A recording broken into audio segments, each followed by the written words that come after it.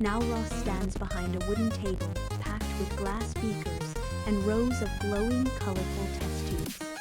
He taps the base of a glass flask, and a puff of thick white smoke curls into the air, swirling briefly before vanishing. He leans toward the frame, eyes bright, gesturing to the organized chaos of their workspace. Beside him, Viola leans in close, holding a large magnifying glass over the leaves of a green potted plant. She adjusts the lens, bringing the fine texture of the plant surface into sharp focus. The room is quiet, save for the low hum of equipment and the deliberate clicks of glass against wood. Now Rose shifts his weight, turning to acknowledge the camera with a steady, inviting gaze. He points to a glass jar filled with deep blue liquid, the light catching the edges of the container. Everything here is measured, everything is intentional, and every object on the table holds a hidden question waiting for an answer. Viola sets the magnifying glass down with a soft thud and turns to join him, her posture alert and ready for the next discovery. They stand side by side, creating a space where the ordinary world is disassembled and explained through careful observation. This is their laboratory, a place where curiosity dictates the schedule. Now Rose keeps his hand on the blue liquid, tapping the glass with a rhythmic, impatient energy. He turns to the camera, his expression shifting into a teaching focus. He asks if we ever wonder why the sky looks blue, letting the question hang in the air for a heartbeat. He reaches for a small pitcher of water, pouring it into a clear, empty bowl until it sits perfectly still. Then, he picks up a dropper filled with milk.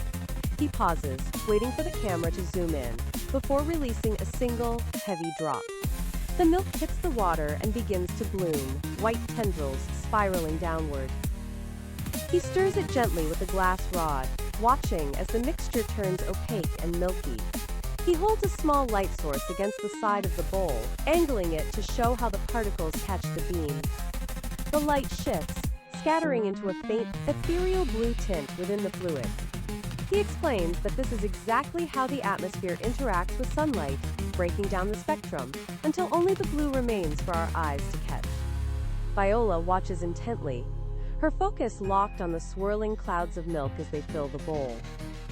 The experiment is simple, yet the transformation of the water from clear to a soft, sky-like hue turns the abstract theory into something concrete. Viola pivots away from the light experiment, her attention snapping back to the potted plant sitting at the edge of the workbench.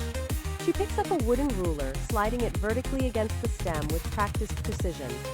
She leans in, squinting to catch the exact millimeter, and notes the height with a satisfied nod. She picks up a small, thin stick and marks the soil surface, demonstrating a clear gain of 2 centimeters since their last check yesterday. Rose observes her progress, then reaches for a pair of safety goggles. He secures them firmly, the plastic frame catching the light as he turns back to the table. He lifts a glass beaker filled with deep, concentrated red dye. He explains that today they will test how plants drink water, using the pigment to track the internal movement of fluids. He pulls a single white carnation from a vase